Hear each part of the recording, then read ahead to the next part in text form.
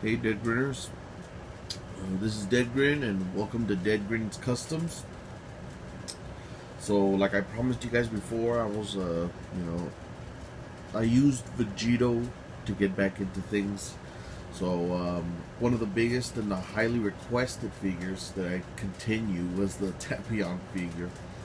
And he's got a pretty good fan base, man. People are very interested in me finishing this custom. Not so much to buy it or anything like that. They just want to see a completed version of him, since either neither SH Figure Arts or Dragon Stars has made it. Jack Specific has made one. And that's where I bought his brother, Minosha, I think is his name. Alright guys, well, from the last time you guys saw Tapion to this time, a lot has changed. And I haven't finalized the colors yet, so the colors on the scarf I still consider pretty rough. The legs are still considered pretty rough, and the gloves are still considered pretty rough. The only thing I've really added a lot of, I guess, detail to was the upper torso and the arms and the head. That's basically, oh, and the aquarina, I guess. That's basically all I really put time as far as paint goes.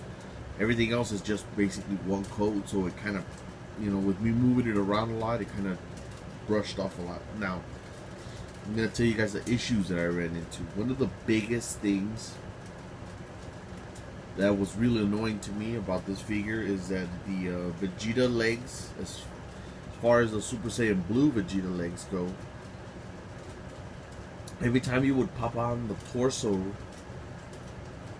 the slightest movement would pop it off, and sometimes you would struggle to put it, like, connect them together.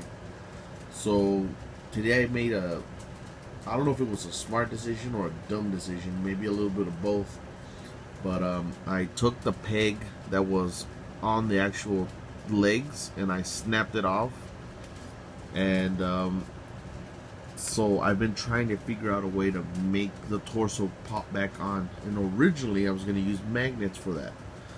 I've used magnets pretty well in other occasions, like the ocarina, as a matter of fact, is holding some. But that was a total fail, man. I failed a bunch of times. I put a screw into the body, I put a magnet here, I snapped it on, it didn't work. I put a ball inside the torso and some magnets on the bottom, and still, like, it didn't have enough strength to stand on its own. I needed two flat surfaces to connect, really. And I don't have a magnet large enough or small enough to be able to go in there properly. I have really small magnets and a really big one. I need something more in the middle. But anyways, the way I solved it was that I just basically drilled a screw into the legs, and then I made the hole on the torso a little bit wider, so that way I can actually pop on the torso.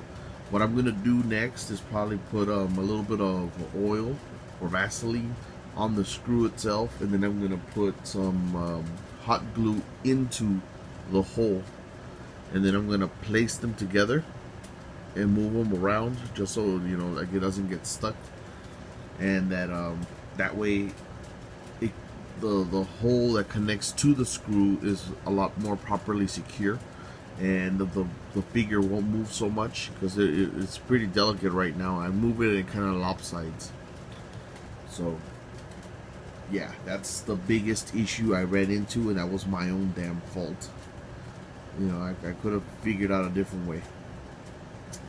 If I were to redo this figure for someone, I wouldn't have used the Samazu skirt. I would have used the merged Samazu skirt that comes with the Build-A-Figure, the one that comes with Hit, because that one has the obviously the skirt plus the belt on the top connected to it, and it would have made the belt that I actually made, it would have been a lot smoother and a lot neater, like, to look at. Like, mine looks very rough, and I can admit that. Like, the belt buckle and everything, I kind of botched. I know a way I could do it way better now. in hindsight, but that's beyond the point. Anyways, back to what I did different. So after that little screw thing, I continued the head. And the head, I did a couple of things to it. Obviously, it's the Samazu head. Let me try to find the other one that I have.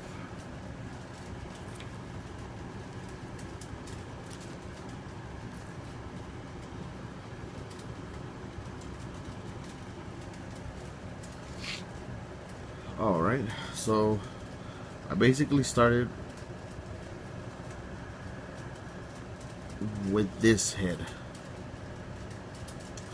Then what I did is that I took off all these spikes on the top, and then I took I have a bootleg Super Saiyan 3, so I took some of the face plates, I removed the Goku face, and I basically used these spikes to you know, and glued them in very specific spots for his for the mohawk itself. And then like I did that a while back, so what I did now was that I put some milliput putty.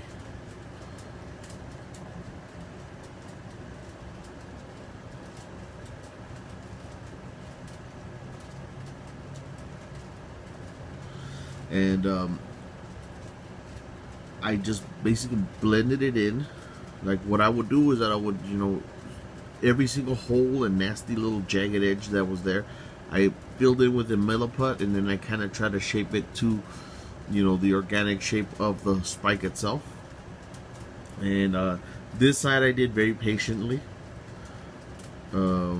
This other side I kind of did rush it, I'll admit it, because I was getting tired.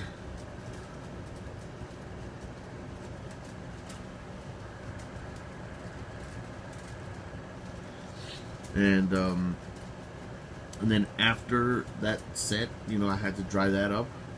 What I ended up doing was I got some more and did his ears, because everybody told me that he has longer ears, you know, like just like the way Minutia does right here. And then the last part that I did was this kind of his crown. Like Minutia has his little crown, but it ends with like that. Like basically, it's only one side that has this little accent, and over here it doesn't. Looking at a lot of reference photos for Tapion, I guess he does have. So I made it on this side, and I made it for this side. So I sculpted all that with milliput putty, a 2-pot epoxy. You know, just very patient. You gotta, like, you know, be patient when you use that stuff, because otherwise if you're rushing it, it's all gonna mess up. And then once I let all that cure, the ears, I'll be honest, were kind of like too loose, like too little delicate, so I ended up super gluing just parts of it just so it could stay down and hold itself on. And then I used my Vallejo primer, primed up the whole face except the eyes, and then after that I did the hair. The hair it's a metallic folk arts metallic bright red. That's what I used to get that kind of color. It's just a little different. This one's more glossy and this one's more metallic. This one's like a little bit more orangey than that one, but I didn't really mind. Like, I mean, this is my version. It's not so much the, you know, I'm not trying to be super accurate. I'm trying to make it my own version. And then,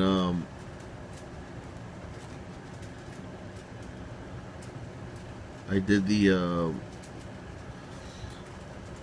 eyebrows. I still haven't done the eye itself. Like, I'm gonna change like, cause I guess he has like more of a, I don't know. In different photos, it looks different, man. I gotta maybe look at the movie, but it looked like a red or like a green or like something. It's not like the way Samazu has it. You know, Zamasu has very specific gray eyes, and that's not what Tapion has, and I don't want to have him, you know, like that. But so far, so good, man. I was really surprised at how good it came out in the end, because when I was actually sculpting everything and just looking at it drying, I was kind of skeptical I could make it look. The skin tone was something really hard. I ended up getting like apple barrel light mocha and I think folk arts linen. I blended it like in various, like I made my own mixture of those two, and that's how I ended up getting the skin tone for him. I painted this little crown gold. I might end up doing it like a darker gold, because this yellow gold doesn't really stand out. It doesn't pop as much, you know. As far as this ocarina, I'm not completely done with it, but it's getting there. Like you know, it's just a really light purple with a dark purple on top. I have to color that a little bit better. And I used the head of a miniature, like for Dungeons and Dragons, as like the little gargoyle thing that he has. I'm gonna probably end up painting that maybe like a little silver or something, just so it could stand out. I'm also working on some extra hands to actually hold the ocarina, so it looks like he's holding it. That I might actually have to use a magnet just so they can stay in his hands, because I really want that effect. I really want him to be holding the damn thing in his mouth and not fall apart, you know. But yeah, man, I mean, I'm very proud of this one. Like Tapion is looking great. At least in my personal opinion. You know, like, you guys let me know what you guys think. I'm not done on, obviously. I still got to do a little more things as far as the details go, and then I'm gonna finish the paint off and gonna call this guy done. He's basically about 80% there now. I'm very, very proud of that. You guys let me know what you guys think in the comment section. You know, like, I love reading you guys' comments. Like I said before, they you know, I take constructive criticism. You know, and I don't use model paints. Like you know, that's just me. I'm broke, I'm poor, you know. I can't really afford to buy those paints right now. Maybe later down the line, but not now. One guy that I suggest you guys look up, you know, as far as really using great paints, and he's very great at color applications. His name is CGI Customs. Go to Instagram. That guy is badass, man. I fucking swear. Like, his to me, he is the best when it comes to paint application. He knows what he's talking about when he's talking about that stuff, and he's so the figures that he's painted come out beautiful, man. And they're very, and he's you know, he's been doing a couple of dragon ones. He's working on a Bardock right now, and it's coming out amazing. But anyways, I use Apple Barrel, I use Folk Arts. Please, for everyone out there who uses badass, really expensive paints, forgive me, but this is what I gotta work with, you know. And I'm just glad, you know, I use my imagination. Like, you know, I might not be the best one, but I think I'm very imaginative in the way I make my customs. And you know, hopefully Tapion is a great example of that. But yeah, man, like, if you guys like where this is going, please, you know, like I've always said before, subscribe, hit the like button, share this video with your friends, talk about it, comment, you know, let me know what you guys think. You know, I'll continue this one, and I'll continue the Janemba. The Janemba I'm probably going to work on a little bit later after I finish this one, just because I'm almost done. But yeah, don't worry, guys. A lot more figures are coming up. A lot more figures are getting done. And you know, I do this for my own collection, but at the same time I also like to, you know, give you guys my recipes so you guys can try to make your own at home. It isn't that hard, believe me, guys. I know I take a long time, only because I got work, I got my family, I got things I gotta do. Life gets in the way, man. But these customs are relatively easy in my opinion, and I'm pretty sure a lot of you guys can do them on your own. Especially like the cooler and probably the Janemba. That one I'm finding very easy to do. The Great Siaman was another very easy one. You just swap the arms and you swap the legs, basically, and then you get a World Collectible figurehead, add some colors, and you're done. They're not that hard. It's just you gotta take your time. You gotta be patient. As far as the paint, you don't rush it. You put 2 or 3 coats just to make it very, very, good. And try to have a steady hand with everything you guys do. But yeah, for everyone watching this in the morning, good morning. And for everybody else, good afternoon, good evening, and good night.